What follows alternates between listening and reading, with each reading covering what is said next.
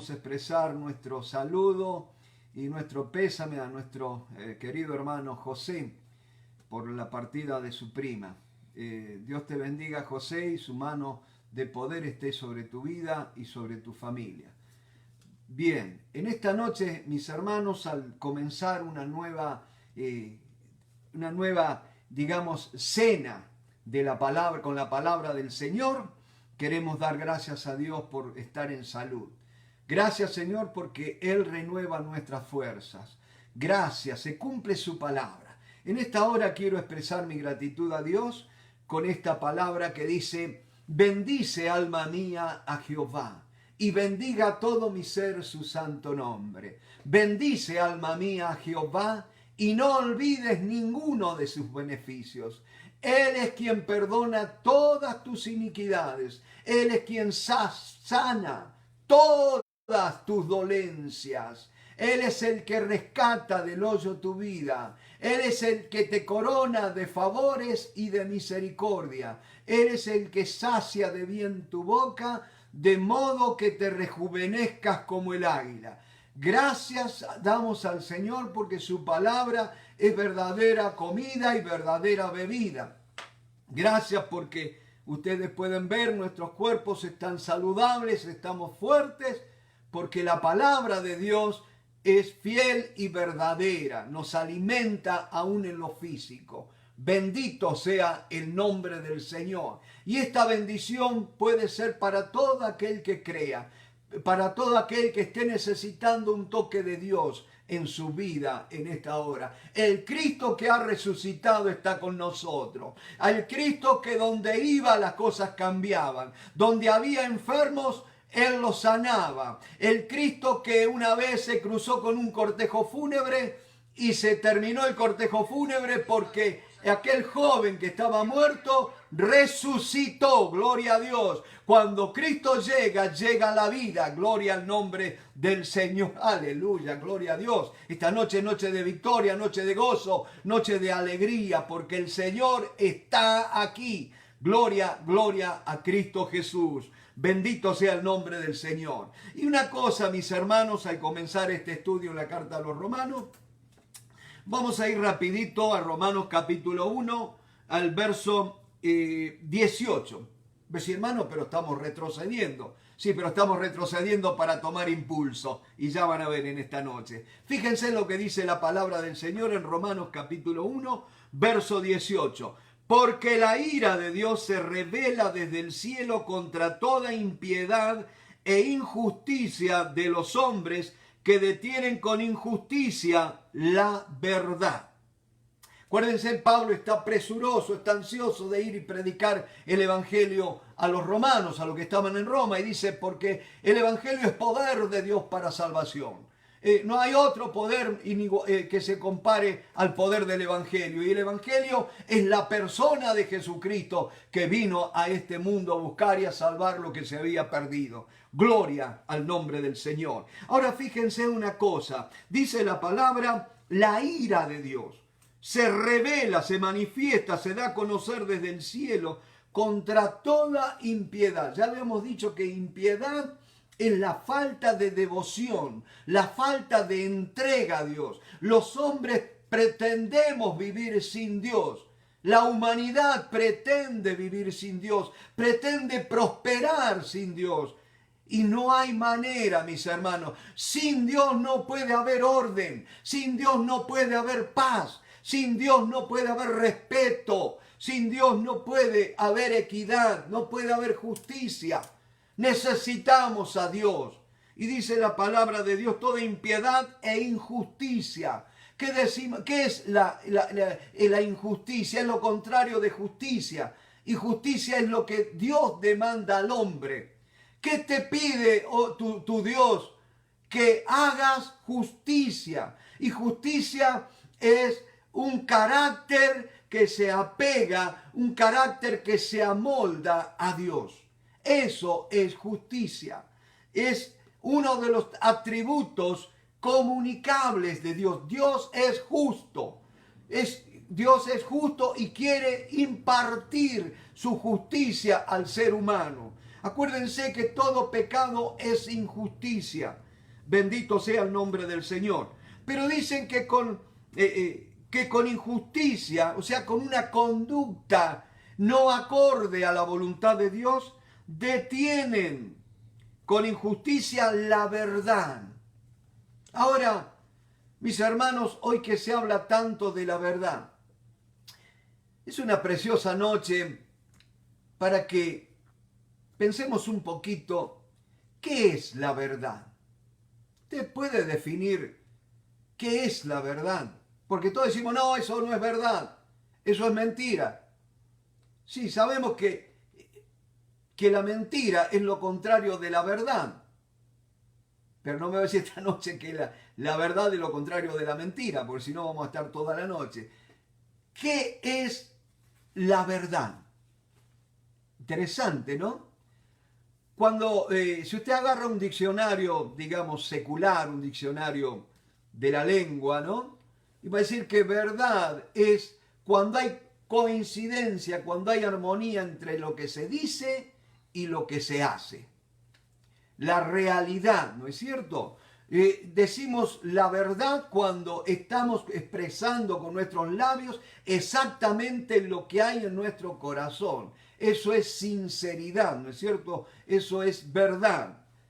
Pero ustedes saben que si usted se toma el trabajo de ver en el Nuevo Testamento las veces que aparece la palabra verdad, y lo notable es que esa palabra verdad está relacionada con una persona, con Jesucristo.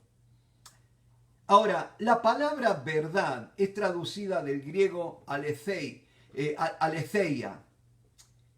Y usted sabe que aletheia, que quiere decir verdad, es un derivado de la palabra alethos. Y alethos quiere decir verdadero. En el español uno pudiera decir que algo es verdadero porque deriva de la verdad. Pero en griego, toda verdad deriva de lo verdadero. Ahora, Jesús dijo, el verdadero Dios. Estáis en el verdadero Dios. ¿No es cierto? El verdadero es el Padre Dios. Y entonces, mis hermanos, vamos a ir rapidito a un incidente que tiene Jesús con Poncio Pilato allá en el libro del Evangelio de Juan, verso 18, capítulo 18, verso 36. Corrijo, ¿no es cierto? Evangelio de Juan, capítulo 18, verso 36. Fíjense lo que dice la palabra del Señor. Respondió Jesús, mi reino no es de este mundo. Si mi reino fuera de este mundo, mis servidores pelearían para que yo no fuera entregado a los judíos. Pero mi reino no es de aquí. Le dijo entonces Pilato, luego, ¿tú eres rey? Respondió Jesús, tú dices que yo soy rey.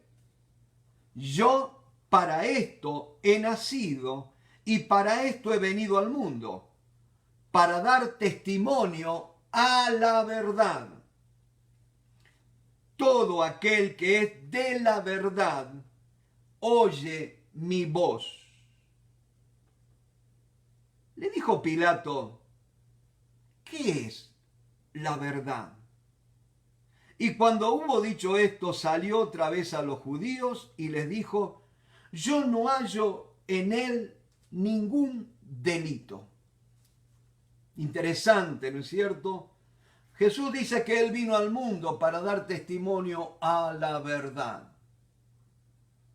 La misión principal de Jesús fue traer la verdad.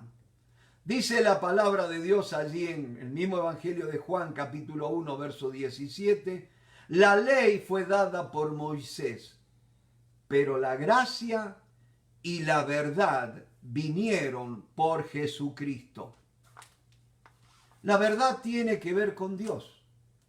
No hay vuelta que darle. La verdad tiene que ver con Dios. Si no estamos en Dios, no estamos en la verdad. Mis hermanos, hoy que vivimos en un mundo donde los absolutos ya prácticamente no cuentan, donde lo relativo es lo que vale y lo que para vos es verdad, para mí puede no serlo, ¿no es cierto? La verdad es relativa, no es absoluta. Pero yo les puedo decir una cosa, para que algo sea verdadero, que sea verdad, tiene que ser absoluto. O sea que es algo que no es definido así a medias. O es blanco o es negro. No hay tonos grises en la verdad. Mis hermanos, Jesús nos enseñó que tu sí sea sí y que tu no sea no. Todo lo que de más procede, de mal procede, dice el Señor. Ahora viene a mi mente la universidad más antigua de acá de los Estados Unidos de América. Ustedes saben, es la Universidad de Harvard. Una universidad que tiene su lema, el lema de la Universidad de Harvard es veritas, que quiere decir una palabra en latín que quiere decir verdad. O sea que un lema es una frase corta, una palabra que guía, que inspira la misión de esa institución. Y esa palabra es la que debía regir a esa casa de estudios, la verdad. Y ustedes acuérdense que las primeras universidades fueron fundadas, fueron, creadas con el propósito de entrenar a los primeros clérigos que alimentasen la grey de Dios acá en los Estados Unidos, la gente que concurría a la iglesia. Los hombres debían ser preparados en el conocimiento de las Sagradas Escrituras para fundamentar una nación en la verdad. No se puede establecer, fundar una nación en la verdad a menos que se conozcan, a menos que se respeten, a menos que se veneren, que se obedezcan las Sagradas Escrituras. La Biblia no es solamente para que un presidente ponga la mano encima cuando va a jurar. La Biblia es para vivir por ella, para que marque nuestra conducta, para que marque nuestro paso, ¿no es cierto? Ahora, lo curioso de esa universidad, hay tres cosas curiosas con la Universidad de Harvard, incluso está en el web oficial de la universidad, y son las tres mentiras de la Universidad de Harvard. Parece cómico, ¿no es cierto? Pero hay tres mentiras, porque el escudo de armas de la universidad, repito, es la palabra veritas, y tiene libros allí en ese escudo, ¿no es cierto? Y decíamos, es verdad, pero la estatua de quien se dice que fue fundador de la Universidad de Harvard, John Harvard, no es la persona de la que se tomó la imagen para esculpir esa estatua de bronce, no es John Harvard, porque al momento de esculpir esa estatua no se tenía ninguna foto ni ningún retrato de John Harvard, porque la casa donde vivía este hombre se quemó con todos los documentos. No había un retrato. Entonces, el escultor, el de apellido French, va a tomar a un alumno de la universidad bien parecido y lo va a tomar como modelo para hacer la estatua. O sea que la primera mentira es que la estatua de John Harvard no pertenece a John Harvard. La segunda mentira es que John Harvard no fundó la Universidad de Harvard, sino que él fue uno de los benefactores que donó a esta institución la mitad de sus bienes. Tenía una hacienda muy grande, donó la mitad y donó también más entre 400 y 500 volúmenes, libros muy valiosos, donó para esa casa de estudios. Y la tercera mentira es que dice que la universidad fue fundada en 1638, cuando en realidad fue en 1636, que lo hacen la universidad más antigua de los Estados Unidos. Ahora, fíjense una cosa tremenda, ¿no es cierto? Cómo se deslizaron esas mentiras y se han mantenido. Ahora, yo no he tenido el privilegio de estar en Harvard, ¿no es cierto? Menos estudiar ahí en la universidad. Pero en esa estatua, si ustedes ven alguna foto, sería bueno poder tener otros medios, ¿no es cierto? Pero bueno, no hay.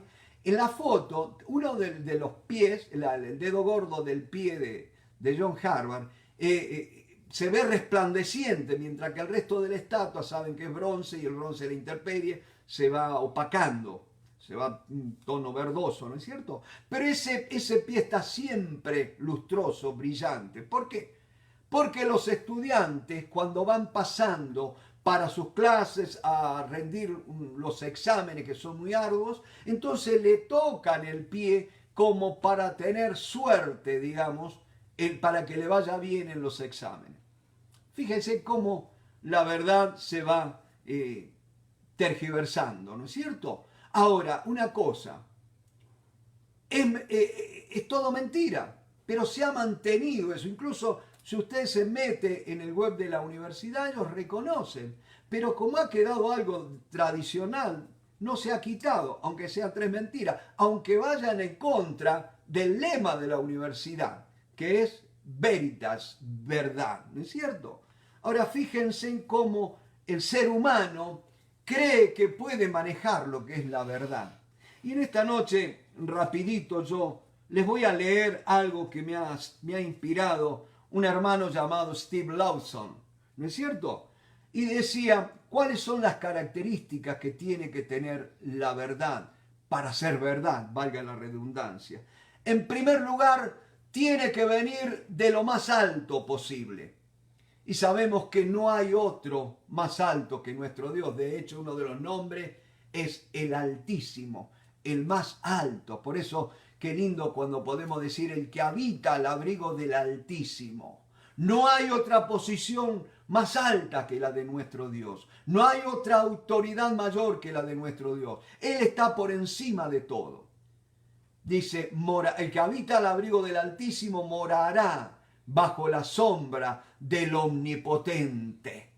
Gloria a Dios, porque el Omnipotente es el Todopoderoso, el que todo lo puede.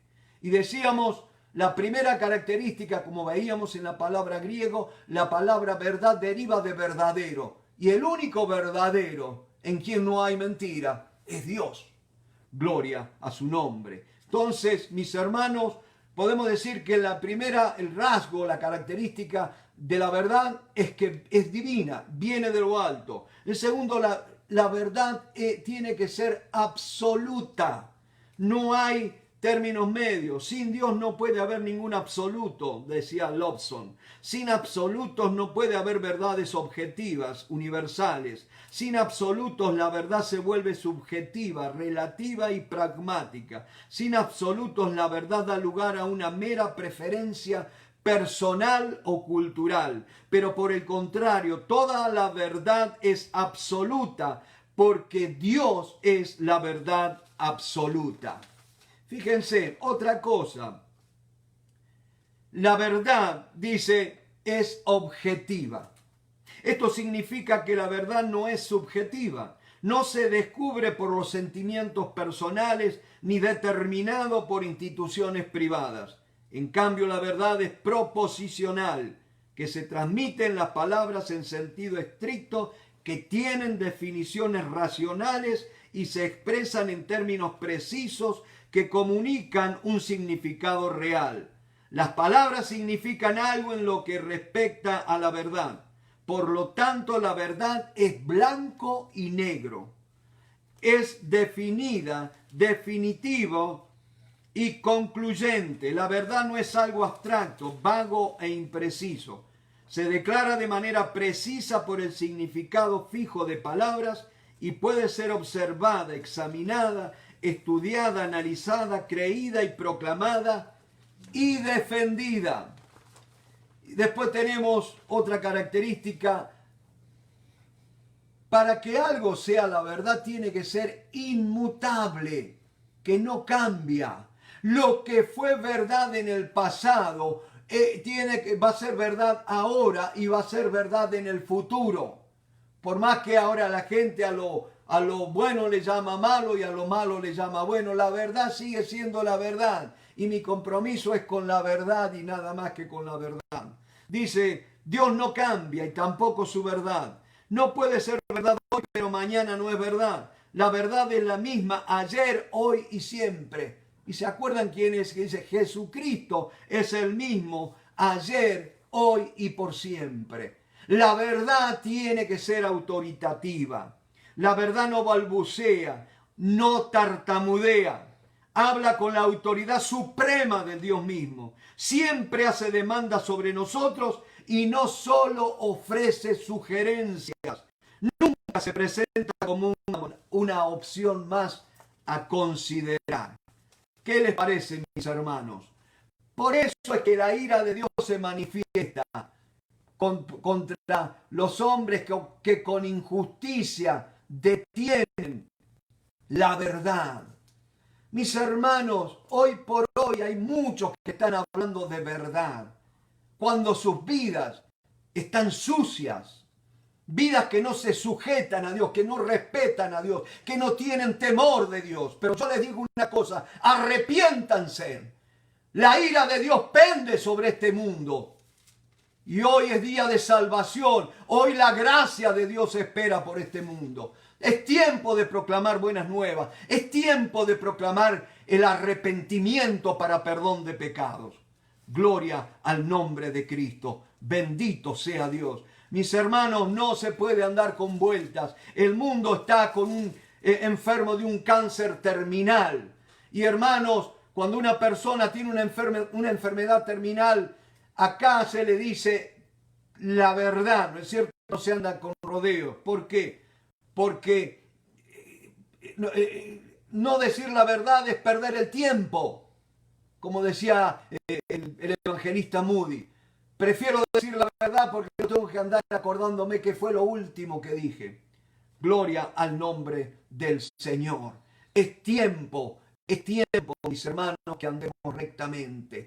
Ya vimos que los paganos, aquellos que no conocen a Dios, vimos que están metidos en la idolatría. Y vimos que los ídolos no te pueden dar una moral apropiada, sino que vas camino cuesta abajo. La idolatría no corrige las vidas. Y ahí vimos cómo el hombre cae en la inmoralidad. Pero veíamos también cómo los cultos, los morales, ¿no es cierto? Los moralistas, como también hay gente que anda con la Biblia y hablan, pero no viven lo que predican, no viven lo que hablan. No están en concordancia sus hechos con este libro. O sea que están viviendo una mentira. La realidad es la vida que Cristo nos vino a mostrar. Dice que Él vino lleno de gracia y de verdad. Gloria al nombre de Cristo. Gloria al nombre de Cristo. Bendito sea el Señor. Y después teníamos a los judíos, ¿no es cierto? Que los judíos se jactan de conocer la ley, pueden guiar a otros en el conocimiento de la ley. Es más, usted tiene que estar muy bien preparado para hablar con un judío acerca de la ley, ¿no es cierto? Y sobre todo del Antiguo Testamento, de la Tanaj. No cualquiera, ¿no es cierto? Puede entablar una discusión con un judío, tiene que estar bien preparado. Pero ¿saben qué? El apóstol dice que eso no les sirve, que no los salva, porque la ira de Dios también pende sobre ellos, mis hermanos. Y el mundo, como vimos el viernes pasado, está bajo la condenación de Dios. El veredicto de Dios es que todos somos pecadores y vamos rumbo a la condenación. Pero qué lindo que dice en el capítulo 3 de Romanos, en el verso 21. Vamos a leer desde el verso 20. Ya que por las obras de la ley ningún ser humano será justificado delante de él, o sea, delante de Dios, porque por medio de la ley es el conocimiento del pecado. Ya estábamos viendo el viernes pasado, le di 4 puntos, por qué, o 4 razones, hay más, ¿no es cierto? Pero decidimos englobarlas en 4 razones por la cual Dios dio la ley. En primer lugar, ¿se acuerdan? Para mostrar la realidad y el poder del pecado. Cuando no había ley, no se imputaba de pecado, pero bastó que viniera la ley, como dice Pablo, bastó que viniera la ley que me dijera, no codiciarás, para que toda codicia se despertara en mí. No es que la ley sea mala, pero la ley revela el pecado que hay en nosotros. Porque el pecado, mis hermanos, no es solamente lo que hacemos, sino una naturaleza que hemos recibido. Es un estado en el que está el hombre. Es una ley. El pecado es una ley que te lleva a hacer lo malo, a desobedecer a Dios, a rebelarte de Dios, a ser indiferente a Dios. Y esta noche te digo, si has sido indiferente a Dios, si te ha costado estar orando, si te cuesta leer la Biblia, es tiempo de arrepentirte, mis hermanos. Hay salvación en Cristo Jesús. Hoy es el día aceptable, aquí hoy es el día de salvación. Gloria al nombre del Señor. Y dice la palabra del Señor también que la ley fue dada también para ¿qué cosa? Para mostrar al hombre su incapacidad de justificarse, de hacerse justo delante de Dios. Nosotros vemos, mis hermanos, que vivimos dándose excusas, ¿no es cierto? Cuando alguien nos señala algo que hicimos mal, enseguida decimos, no, pero fue por esto, por este otro. O como la psicología, ¿vieron? Cuando alguien se porta mal. Oh, que mi mamá no me dio cariño, que mi papá me miró mal, qué sé yo, que esto, que el otro. Siempre la culpa está del lado de afuera. De ahí viene la famosa palabra excusa, ¿no es cierto? Excusa quiere decir ex fuera, cusa es culpa. La culpa está fuera de mí. Hasta menos que encuentres al culpable dentro tuyo, no va a haber salvación para tu vida. Gloria al nombre del Señor. Y decíamos también que la ley vino para ser nuestro ayo, nuestro niñera, nuestro tutor, digamos así, para llevarnos a Cristo. La ley viene a mostrarnos el poder del pecado, lo malo que es el pecado, ¿no es cierto? Pero eso me viene a mostrar mi incapacidad para vivir sin pecar. Y entonces ahí me muestra, decir, bueno, por vos la ley no te puede salvar, entonces apunta a Cristo Jesús. La ley fue, predijo y vino a mostrar a Cristo. Esa sería la palabra. Predecir y mostrar a Cristo. Fue nuestro ayo para llevarnos a Cristo. Y decíamos, ayo era un criado, el criado que la gente rica, ¿no es cierto? Tenía un criado que se ocupaba de asear a los chicos, prepararlos, peinarlos, todo que estuvieran bien presentables, para llevarlos al maestro. Ese criado era llamado el pedagogos. Nada que ver ahora con el maestro. Le enseñaba los rudimentos, cómo comportarse con el maestro, cómo responderle. No es como ahora que ahora los chicos cualquier cosa le dicen al maestro, whatever, whatever, ¿no es cierto? No me importa, ¿no es cierto? No, me tiene sin cuidado. No. Antes había que saber respetar al maestro. Mis hermanos, y no es que me esté poniendo viejo, pero yo creo que es tiempo que tenemos que volver a algunas buenas costumbres. El respeto, mis hermanos, porque si nuestros hijos no aprenden a respetar cuando son chicos, cuando sean grandes, muy difícil de enderezarlo. Es como un árbol. Si usted al árbol no lo endereza de chiquito cuando está tierno, y lamentablemente, acá hay una palabra de Dios de advertencia para los padres. Lamentablemente, los padres están dejando a los chicos en las manos de los teléfonos celulares, en las manos de las tablets, en las manos de los videojuegos. Mis hermanos, los niños necesitan el contacto con los padres. Pues saben una cosa, los chicos no saben comunicarse, al menos acá en esta bendita sociedad americana. Es triste cuando uno está con un chico y pretende hablar y no saben hilvanar una conversación, tener una conversación. No saben socializar. Y el ser humano es un ser sociable. Dios creó, dijo Dios, no es bueno que el hombre esté solo. Y en esta bendita sociedad americana, donde el individualismo ha sido puesto por allá arriba, ha sido exaltado, estamos perdiendo la visión de que somos seres colectivos, somos seres sociables. Ojo, quédese tranquilo, no dije socialista, sociable, ¿no es cierto? Gloria al nombre de Cristo. Y decía también otra cosa importante, la ley fue dada también para expresar el carácter santo de Dios, la manera en que nos tenemos que acercar a Dios, la manera en que tenemos que vivir. Y fue dada al pueblo de Israel para que el pueblo de Israel fuera preparada a la nación donde iba a venir el Mesías. Decía un maestro mío, Derek Prince, ¿no es cierto? Decía que un día él estaba enseñando en Singapur y la mayoría de los que estaban en la audiencia eran chinos y estaba enseñando la carta a los romanos y veía, y dice, él se puso a pensar en esa gente, dice, acá hasta la tercera o cuarta generación de los antepasados de esta gente han estado todos en la idolatría. Cristo no podría haber venido a China. Qué tremendo, ¿no? Cómo Dios va a preparar una nación, un lugar donde iba a venir el Mesías, su Hijo amado. La ley estuvo preparando a la nación de Israel como una nación separada.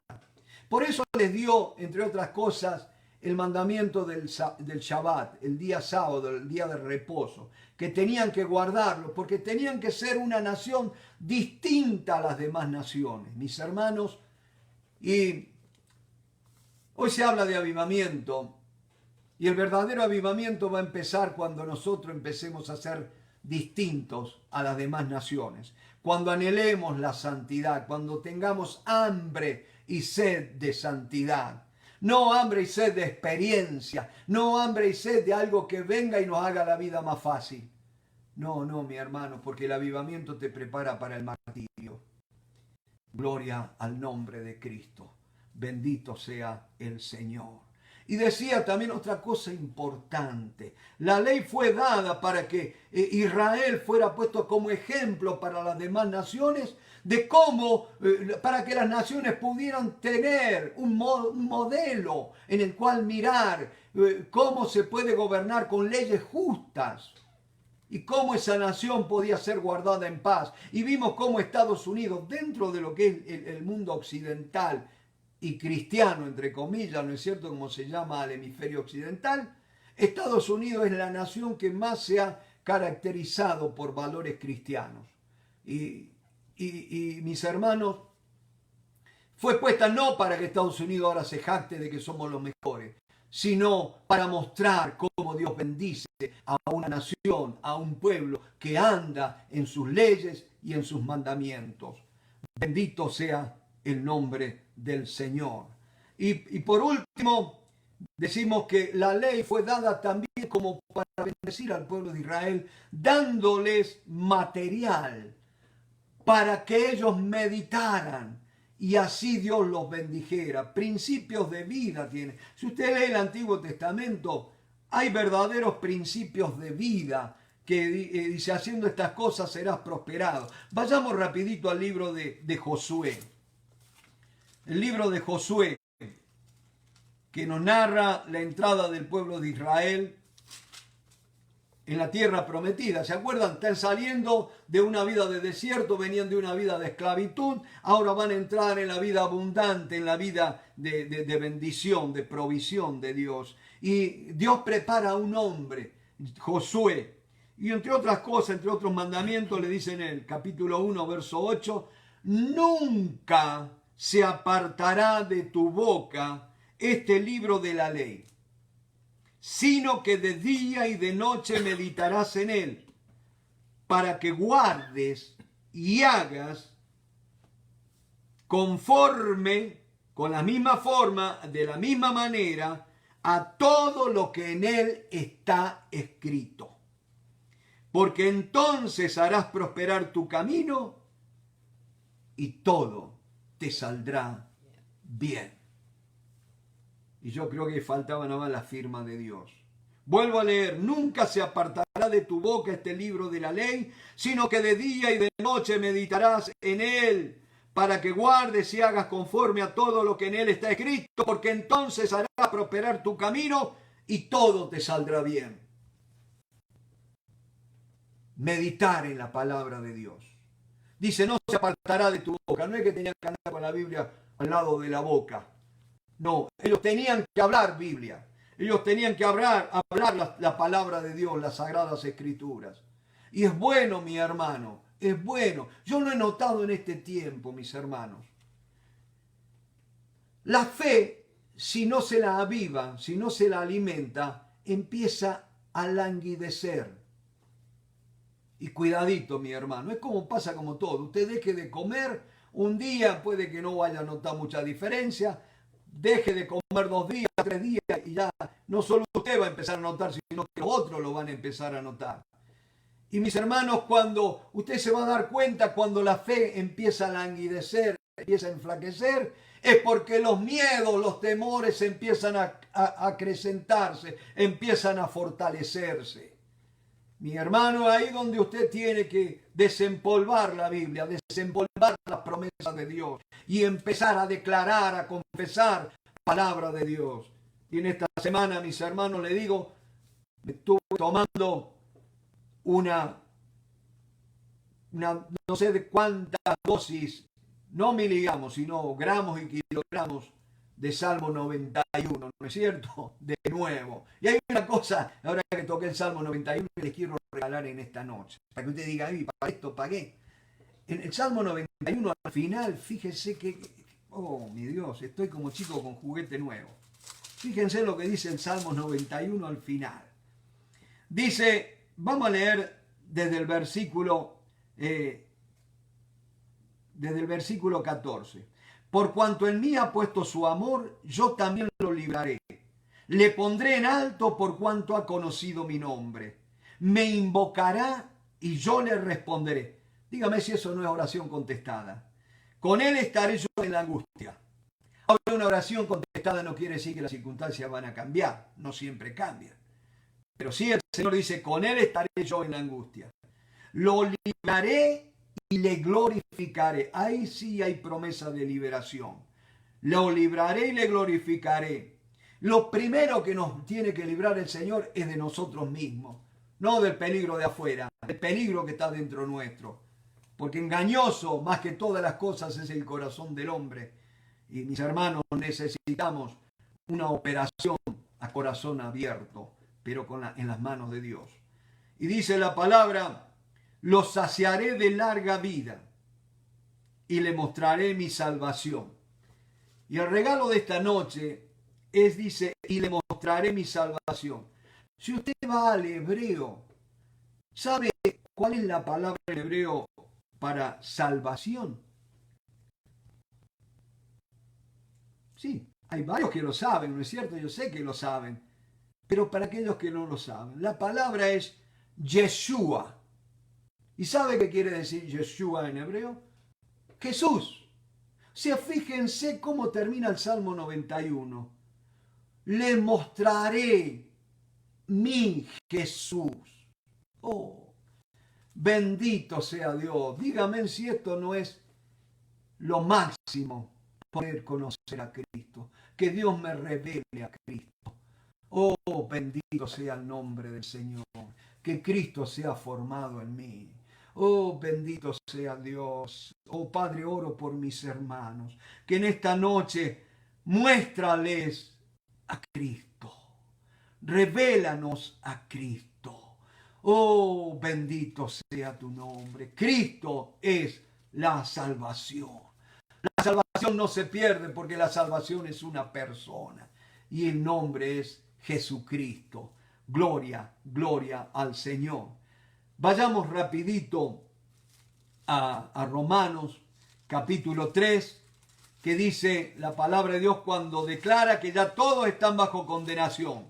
Ya nadie es inocente. Todos ya, el juicio ha caído sobre toda la humanidad. Dice que somos todos culpables. Reos de condenación eterna. Pero qué lindo los peros de la Biblia.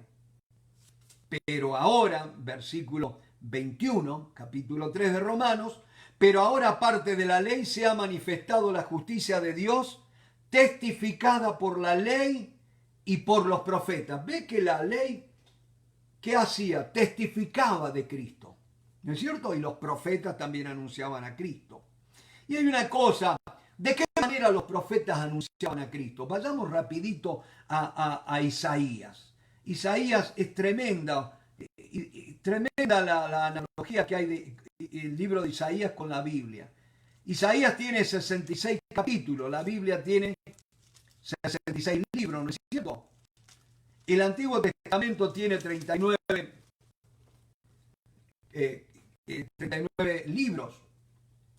Isaías tiene 39 capítulos. El Antiguo Testamento habla de la formación del pueblo de Israel. Y ahí vemos, en Isaías, del 1 al 39, vemos cómo los tratos de Dios con Israel. Tremendo. Y después del 27 del 40 al 66, es como si fuera el Nuevo Testamento, donde habla de la obra de Cristo. Y qué tremendo que ahí Isaías tiene, en esa parte de Isaías tiene el capítulo 53, que habla de la expiación de Cristo, la obra de Cristo en la cruz del Calvario, ¿no es cierto? E Isaías, rapidito, vamos a leer capítulo 1, verso 13. Preste atención. Cuando extendáis vuestras manos, yo esconderé de vosotros mis ojos. Asimismo, cuando multipliquéis la oración, yo no oiré. Llenas están de sangre vuestras manos. Y acá sangre no habla de haber asesinado personas, haber matado físicamente, pero nuestras manos muchas veces asesinan a través de nuestras lenguas, hablando mal, desacreditando gente. Dice la palabra, lavaos y limpiaos, quitad la iniquidad de vuestras obras delante de mis ojos, dejad de hacer lo malo. ¿Qué es hacer lo malo? Es hacer las cosas no conforme a la palabra de Dios. Aprended a hacer el bien, buscad el juicio, restituid al agraviado, hacer justicia al huérfano, amparad a la viuda. Ven, una obra social. Venid luego, dice Jehová, y estemos a cuenta. Si vuestros pecados fueren como la grana, como la nieve serán emblanquecidos. Si fueren rojos como el carmesí, vendrán a ser como blanca lana. Si quisiereis y oyereis y comiereis y comeréis del bien de la tierra.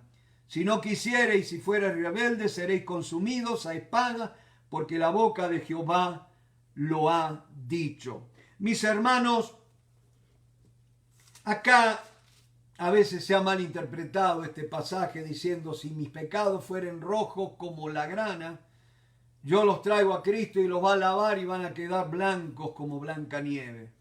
No, mis hermanos, Jesús no lava pecados. Jesús lava al pecador. Los pecados son quitados. Así vieron como nos enseñaron en este tiempo a lavarnos las manos por el COVID-19. Vieron que hay que lavarse 20 segundos, cómo frotarlas y todo, porque el jabón desprende el virus y se va.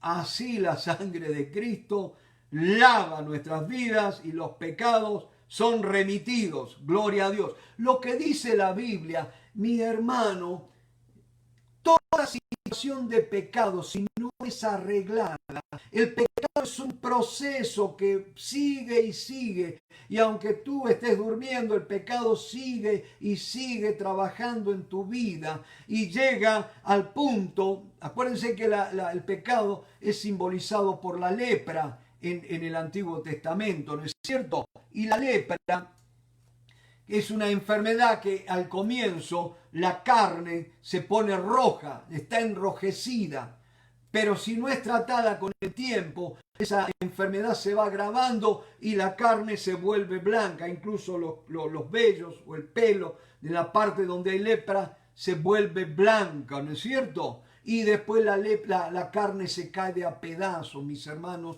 se pierde toda sensibilidad. Y así es la obra del pecado. Por eso necesitamos la expiación de Cristo. Por eso necesitamos ser vestidos con la justicia de Cristo para no ser hallados desnudos. Gloria al nombre de Cristo. Vayamos rapidito a Romanos capítulo 8. Dice, pero ahora aparte de la ley se ha manifestado la justicia de Dios. Romanos capítulo 3, verso 21. Pero ahora aparte de la ley se ha manifestado la justicia de Dios, testificada por la ley y por los profetas, la justicia de Dios por medio de la fe en Jesucristo, para todos los que creen en Él, porque no hay diferencia, por cuanto todos pecaron y están destituidos de la gloria de Dios. Repita conmigo, por cuanto todos pecaron y están destituidos de la gloria de Dios, siendo justificados gratuitamente por su gracia, mediante la redención que es en Cristo Jesús, a quien Dios puso como propiciación por medio de la fe en su sangre para manifestar su justicia, a causa de haber pasado por alto en su paciencia los pecados pasados, con la mira de manifestar en este tiempo su justicia, a fin de que Él sea el justo y el que justifica al que es de la fe de Jesús. ¿Dónde pues está la jactancia? Queda excluida. ¿Por cuál ley? ¿Por la de las obras? No, sino por la ley de la fe. Concluimos pues que el hombre es justificado por fe, sin las obras de la ley. ¿Es Dios solamente Dios de los judíos? ¿No es también Dios de los gentiles? Ciertamente también de los gentiles, porque Dios es uno, y Él justificará por la fe a los de la circuncisión, y por medio, o sea, a los judíos, y por medio de la fe a los de la incircuncisión, o sea, a los gentiles. Luego, por la fe invalidamos la ley en ninguna manera, sino que confirmamos la ley. Acuérdense en que el veredicto de la ley es: somos todos culpables. Necesitamos un Salvador. Mis hermanos, ya terminando, vemos cómo está el mundo. Y a veces nosotros en nuestras oraciones le contamos a Dios cómo está el mundo, cómo está la situación. Y yo creo que a veces Dios debe decir: gracias, muchachos, por avisarme cómo está, porque no sabía. ¿No es cierto? Dios sabe, es más, sabía antes de la fundación del mundo cómo iban a estar las cosas ahora. Por eso Él ya tenía preparado un cordero que fue inmolado desde antes de la fundación del mundo. Mis hermanos, el mundo está como está. No porque hay malos gobiernos, gobiernos de derecha, gobiernos de izquierda. El mundo está mal porque el pecado. La causa es el pecado, mis hermanos. Y el remedio de Dios es un sacrificio. La única manera de quitar el pecado es la muerte. La paga del pecado es la muerte. Toda alma que pecare morirá. Pero mis hermanos, la solución, el remedio de Dios para el pecado fue el sacrificio de Cristo en la cruz del Calvario. Mis hermanos, en esta noche hemos leído, ¿no es cierto? Hemos visto cómo la verdad muchas veces, con buenas intenciones, fíjense, lo que no se corrige a tiempo. Tenemos el ejemplo de la Universidad de Harvard. En esta noche le voy a hablar a aquellos padres que están dolidos porque sus hijos no piensan como ellos, porque sus hijos ya no comparten sus ideales. Y dicen, desde que se fue a la universidad cambió. Las universidades empezaron como casa de estudio para formar a los hombres de Dios para la obra del ministerio. Pero no corrigieron mentiras que estaban ahí. Y hay mentiras aún dentro de la iglesia que tienen que ser corregidas, mis hermanos. Mentira es todo aquello que no se ajusta a la realidad. Y la realidad es Cristo. No hay otra realidad. La realidad de Dios es Cristo. La iglesia tiene que ser conformada a Cristo, porque la iglesia es el cuerpo de Cristo. No puede ser la iglesia, el cuerpo de Cristo, un cuerpo que tambalea, que renguea, que andamos con rodillas paralizadas, que andamos con medias verdades. Una media verdad es una mentira por completo. Así de simple, mis hermanos. Y otra cosa, que para que la verdad sea verdad, tiene que ser algo que se manifiesta en todo lugar. La verdad es verdad en todo lugar, en toda situación, en todo momento. La verdad no es situacional. Y el único que nos puede hacer andar en la verdad es Jesucristo. Dijo: si permaneciereis en mis palabras, conoceréis la verdad. Y la verdad os hará libres. Y en esta noche los bendigo y cierro con un lema que me gustó mucho, que leí en un póster. Ayer estaba cautivo, hoy soy libre para creer. Dios les bendiga, gracias por su paciencia. Amén.